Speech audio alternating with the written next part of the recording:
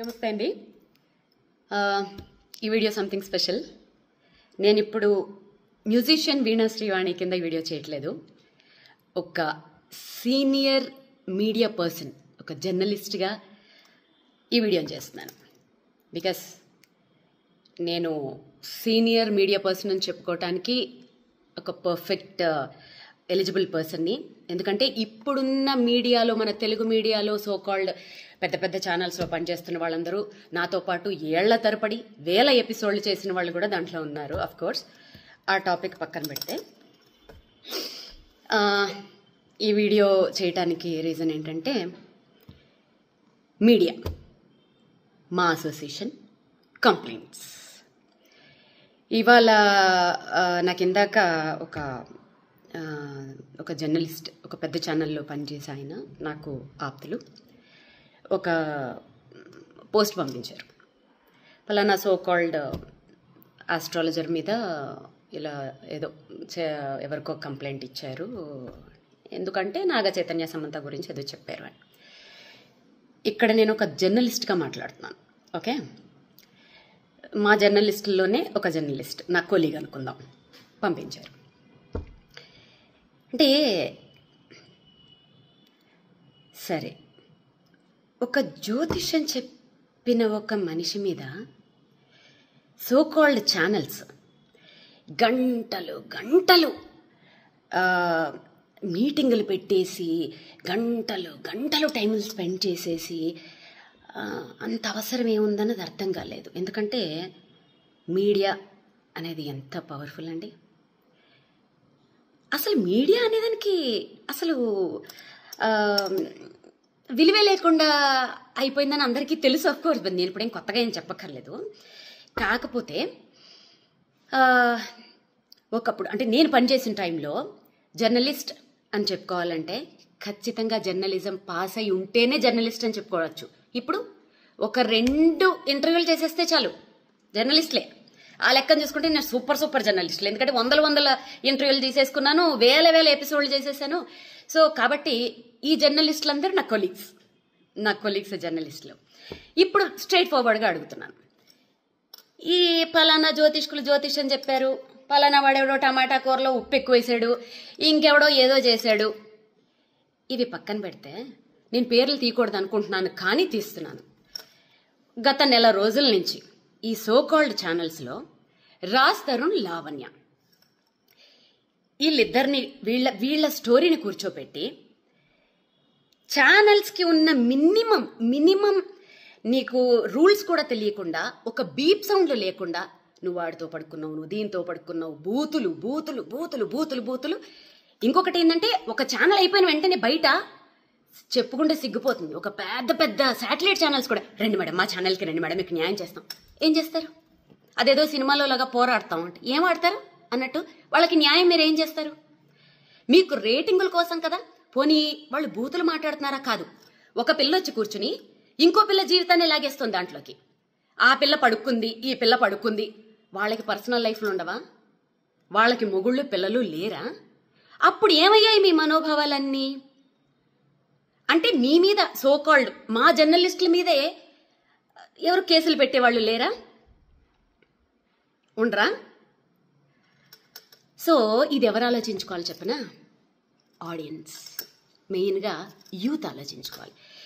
ఒక satellite channel 24 అవర్స్లో విద్యార్థుల నోటిఫికేషన్స్ కోసం కానీ, ఉద్యోగాల కోసం కానీ, రైతుల ప్రాబ్లమ్స్ కోసం కానీ, ఆడవాళ్ల సెక్యూరిటీల కోసం కానీ, ఇంకా దేని గురించి కానీ అట్లీస్ట్ ½ an hour అయినా ప్రచారం చేస్తున్నాయండి. ½ an hour. సో దీంట్లో మీకు ఒక ఇంట్రెస్టింగ్ టాపిక్ చెప్తాను. మా జర్నలిస్టులలో, మా కొలీగ్స్లో ఒక్క జర్నలిస్ట్ని మీరెవరన్నా అని చూడండి, తేనెటీగ మీద రాయి పడితే ఎలా ఉంటుంది తెలుసా? అలా వచ్చేస్తారు. ఆ యూనిటీ మీలో ఉండాలి. ఓకే, సో కాల్డ్ ఈ మధ్య జర్నలిస్టులు ఎలా తయారయ్యారంటే, క్వశ్చన్లు అడుగుతుంటే కూడా అది క్వశ్చన్ లాగా అనిపిస్తలేవు, నాకు ఇంట్రాగేషన్ లాగా అనిపిస్తుంది. అన్నా ఎందుకన్నా ఆ రేంజ్లో అడగాలి? మామూలుగా అడగచ్చు కదా క్వశ్చన్లు. కొంతమంది న్యూస్ రీడింగ్లు చదువుతుంటారు, వాళ్ళు న్యూస్ రీడ్ చేస్తున్నట్టుండదు, ఫ్యాక్షన్ డైలాగులు చెప్తున్న ఫీలింగ్ వచ్చేస్తూ ఉంటుంది నాకు. సో ఇంకా ఏదైనా అసలు ఏ ఛానల్స్ అయినా ఒక సెలబ్రిటీని వదులుతుందా? అసలు నిజంగా వాస్తవానికి మాట్లాడుకుంటే ఈ సెలబ్రిటీలకు అసలు ప్రైవసీ లేకుండా చేస్తుంది ఎవరు? సోకాళ్ళు మనమే కదండి. వాళ్ళని ఒక ఎయిర్పోర్ట్లలో బతకనివ్వరు, వాళ్ళని ఒక కనీసం ఫ్యామిలీతో హోటల్కి వెళ్ళనివ్వరు, ఇంకెవరితోటన్నా వెళ్తే ఇంకా మంగళహారతే, వాళ్ళకి నచ్చిన డ్రెస్సులు వేసుకొనివ్వరు. ఎవరండి సెలబ్రిటీలకి అసలు ప్రైవసీ లేకుండా చేస్తుంది? సోకాల్డ్ మనమే కదా, మన జర్నలిస్టుల మిత్రులమే కదండి. ఏదైనా చిన్నది ఇష్యూ వస్తే అసలు ప్రూవ్ అవ్వవు, చిన్నది వస్తే చాలు. మొన్న నిహారిక అమ్మాయి చెప్తుంటే నాకే బాధేసింది. కెమెరామెన్లు వాళ్ళ పెరట్లోంచి గోడలు కూడా దూకేసి అసలు స్నానాలు చేయకుండా మొహాలు గడకుండా 4-5 రోజులు వాళ్ళ కొంపల ముందు దేకేసి వాళ్ళ బయటల కోసం వాళ్ళు దొంగతనంగా వాళ్ళని షూట్ చేసేయడానికి. ఏ ఎందుకంత దిగజారిపోవాలి మీడియా అంటే అదే కాదు. ఆఫ్టర్ కరోనా ఏమైపోయిందంటే ప్రతి ఒక్కళ్ళు ఒక కుటీర పరిశ్రమను పెట్టేసుకుంటున్నారు. ఆ కుటీర పరిశ్రమలు ఎంత దారుణంగా ఉంటున్నాయి అంటే, ప్రధానమంత్రి మోడీని మొదలు పెట్టుకుంటే, కొండ మీద వెంకటేశ్వర స్వామిని మొదలు పెట్టుకుంటే, ఒక జీసస్, అల్లా, దేవుడు, దెయ్యం ఏమీ లేదు. ఎవరిని పడితే వాడిని బూతులు తిట్టుకోను, వీడి బూతులు తిట్టేసుకోను. ఇది మనకి ఆర్టికల్ 19A ఇచ్చిన ఒక వరం. ఇక్కడ ఏంటంటే జోకు, ఒకళ్ళ మీద ఒకళ్ళ కేసులు వీటి మీద ఏమి పనిచేయవు. అలా పెట్టదలుచుకుంటే ఎన్నో పెట్టచ్చు. సో ఇవాళ పొద్దుట మంచు విష్ణు అన్న ఫోన్ చేసి చాలా మర్యాదగా ఎంత చక్క పద్ధతిగా మాట్లాడాడు పాపం అతను. ఆ కల్చర్ బాగా నచ్చింది. అఫ్కోర్స్ విష్ణన్న ఒక పెద్ద హీరో కొడుకు గురించి ఒక జ్యోతిష్యం చెప్పాడని కేసులు పెడతామని వీళ్ళు పెడుతున్నారని చెప్పి మీ దగ్గరికి వచ్చిన జర్నలిస్టులని మీరేమడగాలి తెలుసా? 100 మంది ఒక్క సినిమా మీద 100 కుటుంబాలు ఆధారపడి ఉంటాయి. ఓకేనా? ఆ 100 కుటుంబాలని ఒక్క రివ్యూ తోటి సంకనాకిపించేస్తున్నారు చూశారు. ఆ రివ్యూవర్లని ఏం చెయ్యాలి ఫస్ట్ అది ఆలోచించండి. దాంట్లో మా జర్నలిస్టులు కూడా ఉండొచ్చు, తప్పేం లేదు. ఎవరినన్నా ఏమైనా చేసి పర్వాలేదు. మరి 100 మంది పనిచేస్తున్న ఆ సంస్థలు నీ రోడ్ల మీదకి తెచ్చేస్తున్న ఫలానా ఈ రివ్యూవర్ల మీద మరి మీరేమీ యాక్షన్ తీసుకోరా? అంటే ఆ రివ్యూస్ ఇచ్చే వాళ్ళల్లోనే మా జర్నలిస్టులే ఉన్నారని చెప్పి మీరు ఆలోచిస్తున్నారా? అంటే జర్నలిస్టుల మీద కేసులు పెట్టే వాళ్ళు ఎవరు లేరా? పెట్టకూడదా? జర్నలిస్టులు ఏమైనా దేవుళ్ళా? తప్పు చేస్తే ఎవరి మీద ఎవరైనా కేసులు పెట్టచ్చు. కాకపోతే ఏంటంటే గొంగళి పురుగుల్లో అన్నం తింటూ వెంట్రుకను చూసి అసహించుకున్నారట. అలా ఉంది మా జర్నలిస్టుల కథ. మీరు చేసేదే పనులు, ఒక్కొక్క ఛానల్ ఒక్కొక్క పార్టీకి అంకితాలు. పొద్దున్న లేస్తే అవి తప్ప ఇంకో పనులు ఉండవు. ఏమైనా టాపిక్లు డీవియేట్ చేయాలంటే గిట్లా ఫలానా పంతులు అట్లా చెప్పాడు, వీడు ఉప్పులో కారం ఎక్కువ వేశాడు, ఆమె ఎవరో 2వ పెళ్ళాన్ని ఉంచుకున్నారు, వీళ్ళెవరో ఇంకొక, సారీ ఇలా మాట్లాడుతున్నాను ఏమనుకోకండి, ఎందుకంటే పెద్ద ఛానల్సే బీపుల్ లేవు నాకెందుకు ఇంకా. సో ఇంకెవరో ఇంకొక పొలిటీషియన్ ఎవరో 2వ భార్యను ఉంచుకున్నాడు. అబ్బా అబ్బా అబ్బా అబ్బా, ఇవి తప్ప మీడియా అంటే ఇదా? ఇంత దరిద్రమా? సో ఫైనల్గా నేనేం చెప్తున్నానంటే, యూత్ మారండి. వాళ్ళు ఏమంటున్నారు తెలుసా మీడియా వాళ్ళు? మంచి వీడియోలు పెడితే అసలు ఎవడో చూడట్లేదండి అని మీకే ఇస్తున్నారు. పోరాడండి, హ్యాష్ట్యాగులు పెట్టండి పెద్ద పెద్ద ఛానల్స్కి. మాకు ఈ చెత్త ప్రోగ్రాంలు వద్దు, ఉపయోగపడే ప్రోగ్రాంలు వేయండి. మా లైఫ్కి మా జీవితాలను నిలబెట్టే ప్రోగ్రాంలు, గవర్నమెంట్ని ప్రశ్నించే ప్రోగ్రాంలు మీరు వెయ్యండి. హ్యాష్ట్యాగులు పెట్టి ఫైట్ చేయండి. మీరు ఫైట్ చేస్తే సాధించలేందా? తెలంగాణ అలా సంపాదించుకున్నది కాదా?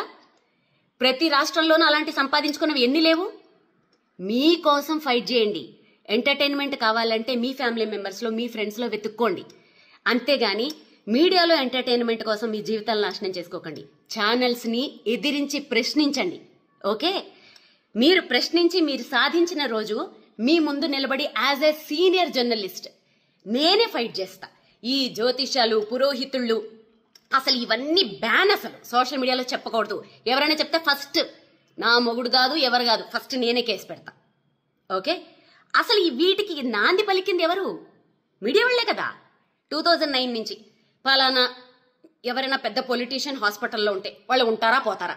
ఒకవైపు జ్యోతిష్కులు, ఒకవైపు డాక్టర్లు.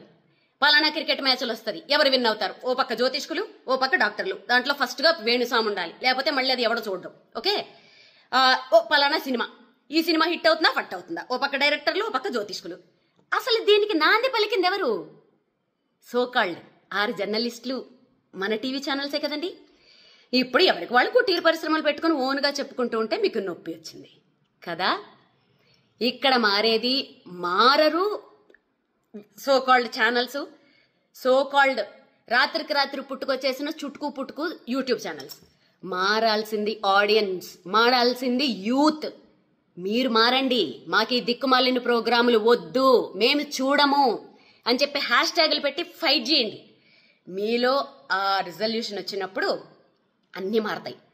అప్పుడు నేను కూడా మారతాను, నేను మీ ముందు కలిపి పోరాడతాను. ఓకేనా?